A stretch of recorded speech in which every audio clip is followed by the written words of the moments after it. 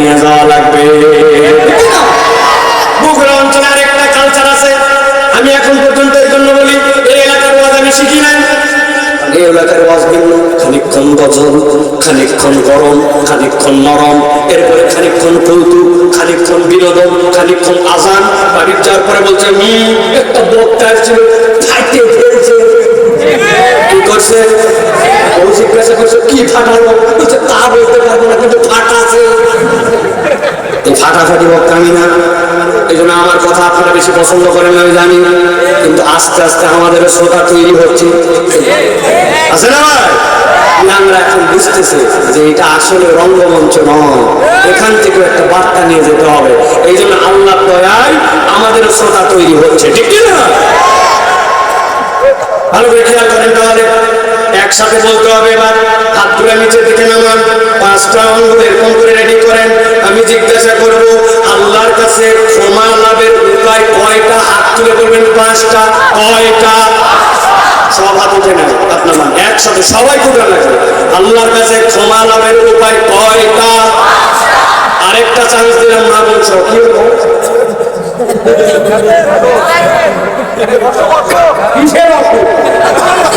ভালো হয়ে যাবে ইনশাআল্লাহ। কিসের অসুখ? একসাথে হাত তুলবে। আমার চোখ কিন্তু ঠান্ডা, যদিও আমার অ্যাক্সিডেন্টের পরে এই চোখের মধ্যে বিরাট ঝড় গেছে, পুরো আলাদা হয়ে গেছিল। আল্লাহ আবার এত কিছু ভালো করে দিয়েছে, আলহামদুলিল্লাহ। একসাথে সবাই হাত তুলবেন। আবার লাস্ট চান্স দিলাম, আল্লাহর কাছে ক্ষমা লাভের উপায় কয়টা? আরেকবার দিলাম, শেষ চান, হাত নামান। কয়টা?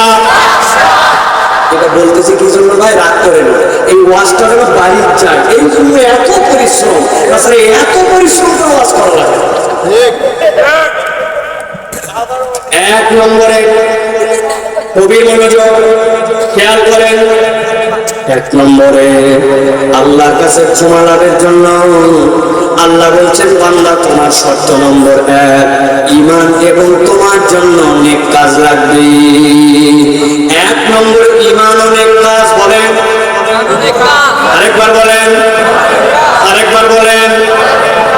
আল্লাহ রাব্বুল আলামিন বলছেন 48 নম্বর সূরা, সূরাতুল ফাতহ এর 29 নম্বর আয়াতে, ওয়াদাল্লাহুল্লাযীনা আমানু ওয়া আমিলুস সালিহাতি মিনহুম মাগফিরাতান ওয়া আজরান আযীমা।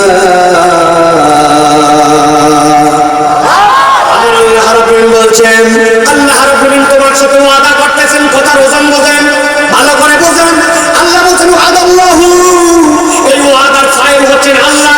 আল্লাহ তোমার সাথে ওয়াদা করতেছেন। আল্লাহু আকবার।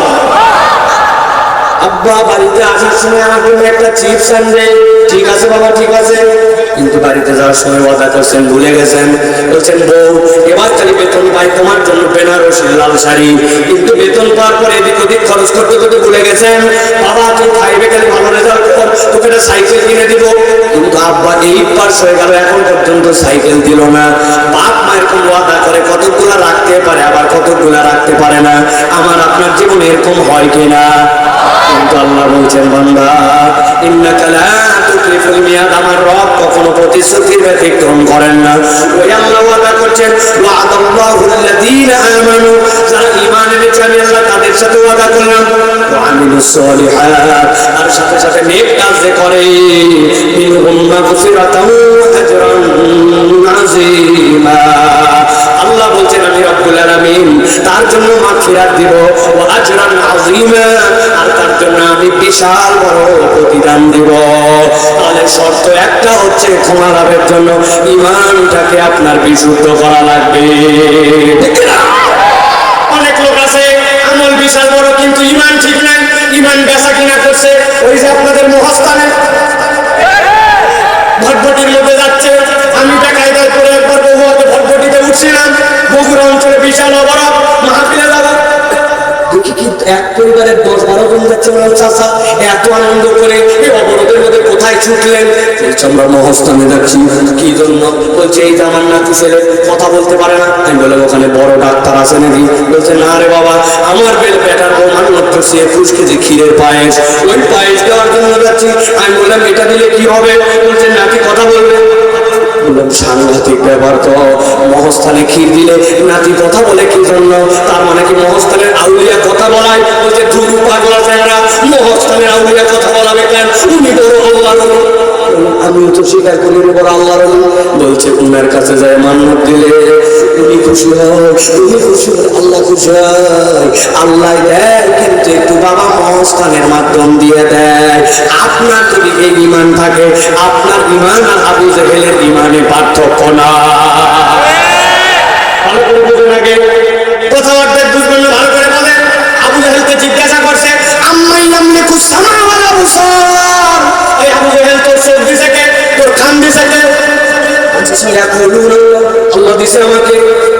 তাই নাকি?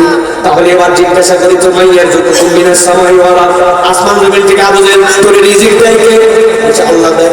তাহলে মাতুর যা মানত হবলের কাছে যে যাও, কেন তুমি লাতের কাছে যাও, হবলের কাছে যাও? মানাতে ঠেকানোর জন্য জিজ্ঞাসা করছ। তাহলে উত্তর শোনো, আল্লাহ জুমারের মধ্যে বলতেছেন, সূরা জুমারের মধ্যে ইউকাররিবুনা ইলাল্লাহি যুলফা, লা তুজ্জা হবল মানাত কিছুই করতে পারে না।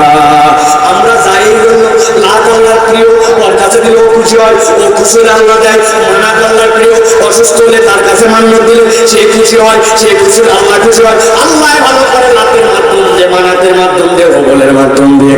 আল্লাহ বলছেন যতই বতই বলো, আল্লাহ রিজিক দেয়, আল্লাহ খাওয়ায়, আল্লাহ পড়ায়, তোমার ঈমান হয় নাই, ওহুম মুশরিকুন।